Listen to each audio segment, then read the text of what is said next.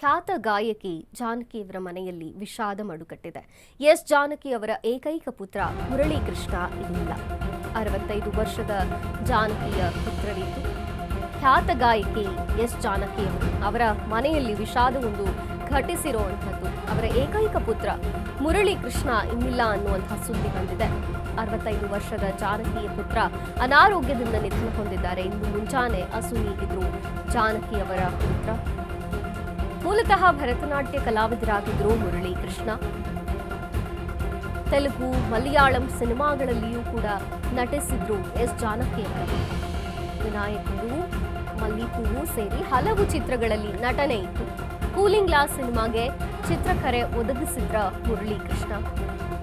ತಾಯಿ ಜಾನಕಿ, ಪತ್ನಿ ಹಾಗೂ ಇಬ್ಬರು ಪುತ್ರಿಯರನ್ನ ಅಗಲಿದ್ದಾರೆ ಮುರಳಿ ಕೃಷ್ಣ. ಹಿಂದೆ ತಿರುವನಂತಪುರದಲ್ಲಿ ಗಾಯಕಿ ಜಾನಕಿಯವರ ಪುತ್ರನ ಅಂತ್ಯಕ್ರಿಯೆ ನೆರವೇರುತ್ತೆ. ಒಂದು ರೀತಿ ಆಘಾತವನ್ನ ಉಂಟು ಮಾಡಿರುವಂಥದ್ದು. ಮನೆಯಲ್ಲಿ ಶೋಕ ಮಡುಗಟ್ಟಿದೆ. 65 ವರ್ಷ ಅವರಿಗೆ. ಅವರು ಕೂಡ ಭರತನಾಟ್ಯ ಕಲಾವಿದರಾಗಿದ್ರು ಮುರಳಿ ಕೃಷ್ಣ ಅವರು. ತೆಲುಗು, ಮಲಯಾಳಂ ಸಿನಿಮಾಗಳಲ್ಲಿ ನಟಿಸಿದ್ದಂಥ ಮುರಳಿ ಕೃಷ್ಣ ಅವರು ವಿನಾಯಕುಡು, ಮಲ್ಲಿಪೂವು ಸೇರಿ ಅನೇಕ ಚಿತ್ರಗಳಲ್ಲಿ ನಟನೆಯನ್ನ ಮಾಡಿದ್ರು. ಅಫ್ಕೋರ್ಸ್ ಕಲೆ ಅನ್ನೋದು ಆ ಒಂದು ಜೀನ್ಸ್ನಲ್ಲೇ ಬರುತ್ತೆ ಅಂದ್ಬಿಡ್ತಾರಲ್ಲ, ಹಾಗೆ ತಾಯಿಯೂ ಕೂಡ ಶುದ್ಧವಾದ ಕಲೆಯನ್ನೇ ಪ್ರತಿನಿಧಿಸಿ ಭಾರತೀಯ ಚಿತ್ರರಂಗಕ್ಕೆ ಅಫ್ಕೋರ್ಸ್ ವಿಶ್ವದಾದ್ಯಂತ ಅವರ ಗಾಯನ ಮನೆ ಮಾತಾಗಿತ್ತು. ಸಾವಿರಾರು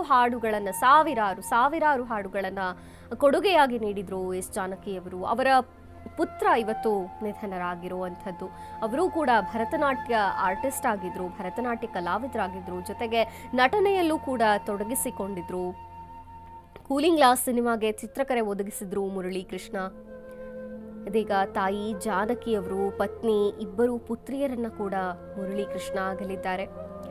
65 ವರ್ಷ ಅವರಿಗೆ. ಆದರೆ ಆ ಹಿರಿಯ ಜೀವ ತಾಯಿ ಇರುತ್ತಲ್ಲ, ಅವರ ಕಣ್ಮುಂದೆನೆ ಮಗ ಹೀಗೆ ತೀರಿ ಹೋಗೋದು ಬಹುಶಃ ಯಾವ ತಾಯಿ ಹಾಗೂ ತಂದೆಯರಿಗೂ ಕೂಡ ಭರಿಸಲಾಗದಂಥ ದುಃಖ ಇದು. ಪುತ್ರ ಶೋಕಂ ನಿರಂತರಂ ಅಂತ ಹೇಳೋ ಹಾಗೆ ಎಸ್ ಜಾನಕಿಯವರ ಮಗ ಇವತ್ತು ಅಸುನೀಗಿರುವಂಥದ್ದು. ಖಂಡಿತ ಇದೊಂದು ಹಿರಿಯ ಜೀವಗಳಿಗೆ ಕಣ್ಮುಂದೆನೆ ತಾವು ಹೆತ್ತು ಹೊತ್ತು ಸಾಕಿಸಲು ಇದ್ದಂಥ ಮಕ್ಕಳು ಸಾವನ್ನಪ್ಪೋದು ಖಂಡಿತವಾಗಿಯೂ ಭರಿಸಲಾಗದಂಥ ಒಂದು ನೋವನ್ನು ತಂದುಕೊಡುತ್ತೆ. ದೇವರು ಆ ಶಕ್ತಿಯನ್ನ ಅವರ ತಾಯಿಗೆ ಹಾಗೂ ಆ ಕುಟುಂಬಕ್ಕೆ ನೀಡಬೇಕು. ನಿಜವಾಗ್ಲೂ ಇವತ್ತು ತಿರುವನಂತಪುರದಲ್ಲಿ ಗಾಯಕಿ ಜಾನಕಿ ಪುತ್ರನ ಅಂತ್ಯಕ್ರಿಯೆ ನೆರವೇರುತ್ತೆ.